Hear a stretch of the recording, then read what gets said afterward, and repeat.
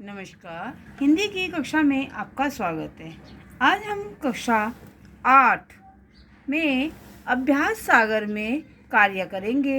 अभ्यास सागर में आज हम इसका पाठ 2 पूरा करेंगे, असल धन। इसमें हम पढ़ेंगे तत्सम, तद्भव, विराम चिन्ह और अपठित गद्यांश। तत्सम और तद्भव सब किन्हें कहते हैं, इसकी उत्पत्ति के लिए चलिए इनकी परिभाषा पढ़ते हैं। सबसे पहले हमें पढ़ते हैं तत्सम शब्द। जो शब्द संस्कृत भाषा से हिंदी में बिना किसी परिवर्तन के ले लिए गए हैं वे तत्सम शब्द कहलाते हैं, जैसे अग्नि, रात्रि, क्षेत्र। दूसरा है आपका तद्भव शब्द। जो शब्द रूप बदलने के बाद संस्कृत से हिंदी में आए हैं वे तद्भव शब्द कहलाते हैं, जैसे अग्नि का आग बन गया, रात्रि का रात बन गया और क्षेत्र का खेत बन गया। ठीक है, चलिए अब इसका हम प्रश्न नंबर 1 करते हैं। प्रश्न नंबर 1 है, नीचे दिए गए वाक्यों को ध्यान से पढ़ना है। उसने दुख और आश्चर्य से पूछा, मेरा दोष क्या है।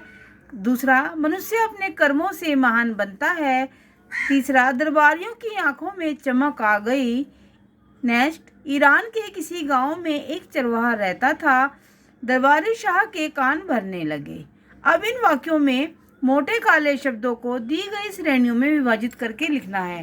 तत्सम अलग लिखने हैं और तद्भव अलग लिखने हैं। अभी आपने परिभाषा पढ़ी थी, जो रूप बदल के आए हैं वो तत्सम शब्द तद्भव है और जो जैसे थे वैसे ही हैं वो तत्सम हो जाएंगे। तो दोष, आश्चर्य और कर्मों ये तत्सम रूप हैं। आँखों, गांव, कान और दुख ये इसके तद्भव रूप हैं। अब करते हैं प्रश्न नंबर 2।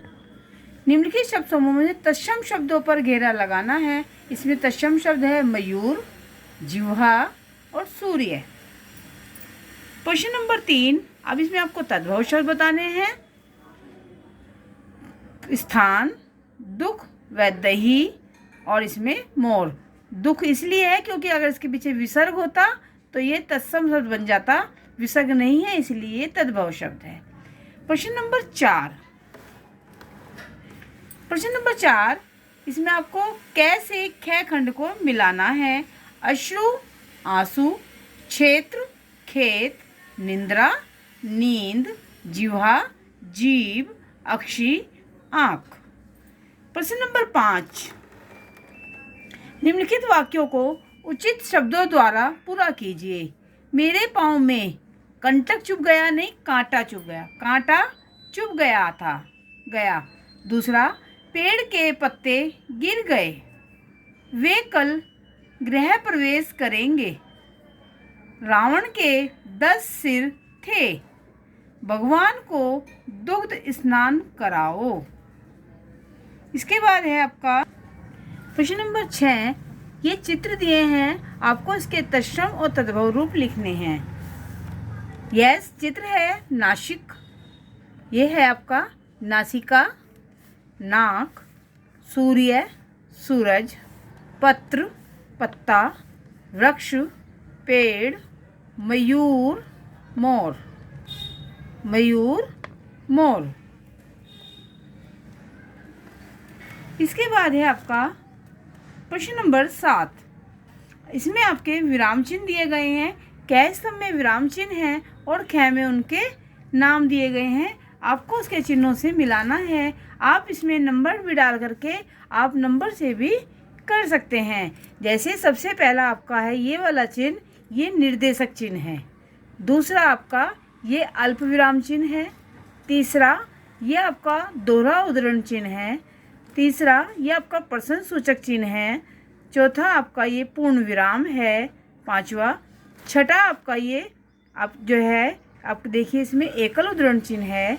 7वें नंबर पर आपका आ जाएगा ये आपका अर्ध विराम है और 8वें नंबर पर आपका योजक चिन्ह है और 9वें नंबर पर आपका विस्वादी बोधक चिन्ह है। ठीक है, इसके बाद है आपका प्रश्न नंबर 8। इसमें आपको नीचे दिए गए वाक्यों में प्रयुक्त विराम चिन्हों को पहचानिए और उनके नाम लिखने हैं। इसमें देखिए पूर्ण विराम है पहले में, दूसरे में ये वाला निशान है और फिर ये बिंदियां हैं और पूर्ण विराम है। पहला एकल उद्धरण चिन्ह, दूसरा आपका लाघव चिन्ह, ये जो बिंदी होती है ये इन्हें लाघव चिन्ह कहते हैं, और लास्ट में आपका पूर्ण विराम।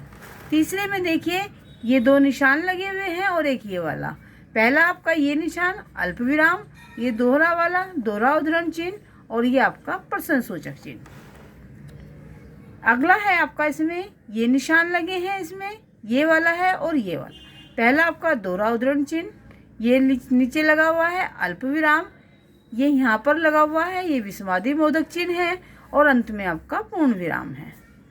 लास्ट में आप देखिए पहले ये आपका कोष्टक बना हुआ है तो ये कोष्टक चिन्ह है, और लास्ट में आपका पूर्ण विराम है।